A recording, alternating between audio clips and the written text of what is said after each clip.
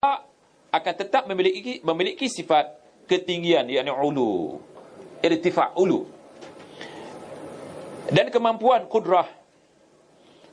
Dan Allah juga memiliki sifat dan menguasai dalam bahasa Arab istila, dan mengalahkan ghalabah atas setiap hambanya atau hamba-hambanya, seperti arash dan lainnya dari makhluk ciptaan Allah.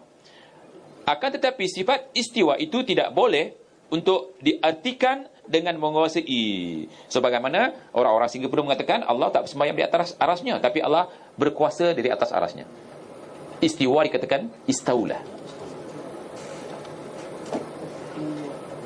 Dan mengalahkan ghalabah. Kerana sifat istiwa bersemayam, lihat tuan-tuan, kerana sifat istiwa bersemayam adalah bersemayamnya Allah di atas arasnya itu merupakan sifat zatiyah. Sifat zatiyah. Allah punya zat tak? Ya, Allah punya zat seperti muka, tangan, kaki, telinga, mata, mulut, bibir, jari-jari. Itu zat Allah.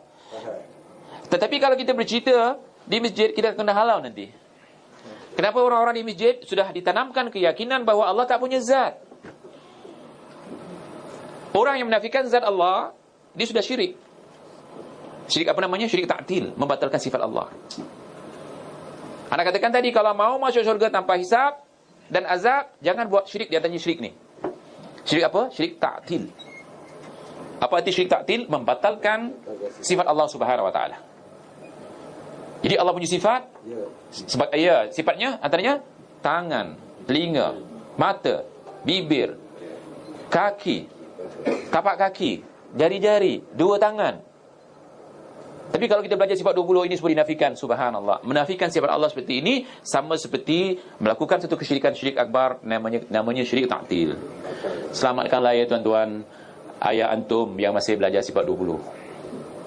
Selamatkanlah ya tuan-tuan, jadi katakan emak antum yang masih belajar di masjid sifat 20. Selamatkan ya tuan-tuan, adik-beradik antum. Dan kalau ada anak antum yang belajar seperti ini, ku anfusakum wa ahlikum nara. Selamatkan diri kamu dan keluarga kamu daripada neraka. Api neraka yang mengancam, subhanallah, bagi orang yang syirik kekal di dalamnya. Sebab innallaha la yaghfiru an yushraka bihi wa yaghfiru ma duna dzalika liman yasha. Allah tidak akan mengampunkan dosa syirik, tetapi akan mengampunkan selain daripada kesyirikan bagi siapa yang dikehendaki. Yang paling rugi, orang yang paling banyak beramal sekarang adalah orang yang paling banyak buat bid'ah. Kenapa jadi banyak amalnya? Kerana banyak bid'ahnya. Kalau tak banyak bid'ah macam kita, dia orang katakan malas beramal. Kita bukan malas, kita tak mau buat bid'ah. Betul tidak? Banyaknya amal mereka kerana banyak bid'ahnya. Kalau tak ada bid'ahnya, buang, tak ada amal mereka. Tetapi sebaliknya kita beramal sebab kita tak bawa bid'ah. Dan ditakuti amal bid'ah yang mereka lakukan itu membawa kepada kesyirikan. Ingat ya, Allah Subhanahu wa taala berfirman dalam Al-Quran, la in asyrakta la yahbatanna amaluka wa la takunanna minal khasirin. Jika engkau melakukan syirik, pasti akan dibatalkan amal kau dan kau akan menjadi golongan yang rugi. Di antaranya syirik ni. Allah punya tangan, tak punya tangan katanya. Allah punya tangan, ditiadakan tangan Allah, ditukar kepada kuasa. Subhanallah. Ini perbuatan syirik yang mereka tidak sangka. Seterusnya, sifat ketinggian, yakni ulu. Kita wajib meyakini bahawa sifat Allah adalah sifat yang paling tinggi, yang dikatakan ulu. Sifat Allah adalah sifat yang paling tinggi, lebih tinggi daripada semua makhluknya, yang tidak menyamai. Lam yakun lahu kufuwan ahad, laisa kamitslihi syai'. Kemudian Syekh kita menjelaskan wahwa bijihatil ulu mustawin 'alal 'arsy muhtawin 'alal mulk muhitun 'ilmuhu bil asya', sebagaimana dibawakan firman Allah Subhanahu wa taala, ilaihi yas'udul kalimut thayyib wal amalus salih yarfa'uh yudabbirul amra minas sama'i ilal ardi thumma ya'ruju ilaihi fi yawmin kana miqdaruhu alfa sanatin mimma ta'uddun. Kalau Al-Quran ini juga ditolak, malang nasib orang-orang yang menolak ni. Mintalah kepada Allah Subhanahu wa taala supaya kita mencintai Allah dengan mengenal Al-Quran. Mencintai Allah tanpa mengenal Al-Quran, mereka akan buat bid'ah sebanyak-banyaknya, percayalah. Mereka buat bid'ah ni cinta kepada Allah Subhanahu wa taala. Bayangkanlah satu malam boleh sembahyang 100 rakaat. Kalau tidak cintakan Allah, mustahil mereka boleh buat. Siang mereka berpuasa, semua kelazatan-kelazatan mereka tinggalkan. Kalau tidak mencintai Allah, mereka tak akan buat.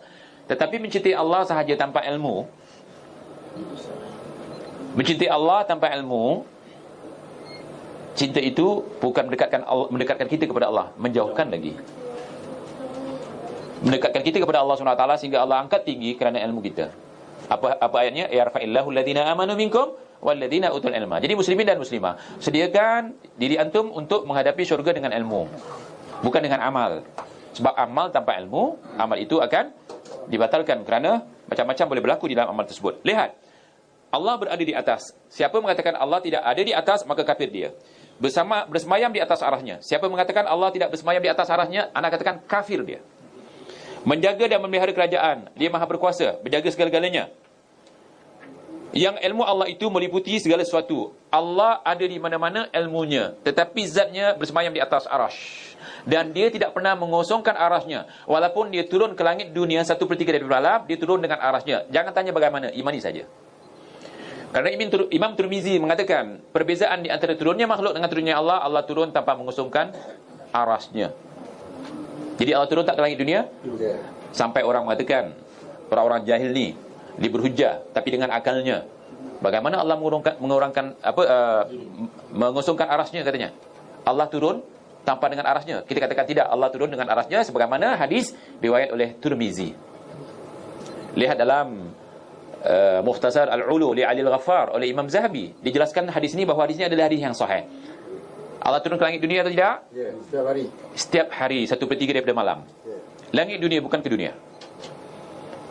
Lagipun tuan-tuan, kalau Allah ada di mana-mana, kenapa Nabi Muhammad Isra Mi'raj ke langit? Naik burak lagi. Kalau ada di mana-mana bersama dengan kita, tak payahlah. Fir'aun tahu, Ustaz? Fir'aun tahu. Dia kata, bikinlah bangunan supaya aku nak lihat Tuhannya Musa. Bermakna Fir'aun tahu Tuhannya Musa di mana? Di langit. Dan semua orang yang mengangkat tangan berdoa, hatta doa-doa yang bid'ah pun begini sungguh-sungguh dia. Kenapa dia buat seperti ini? Dia minta kepada Allah Subhanahu Wa Taala yang di langit. Allahu Akbar. Ini yang perlu kita jelaskan kepada mereka. Seterusnya tuan-tuan, cuba lihat ya.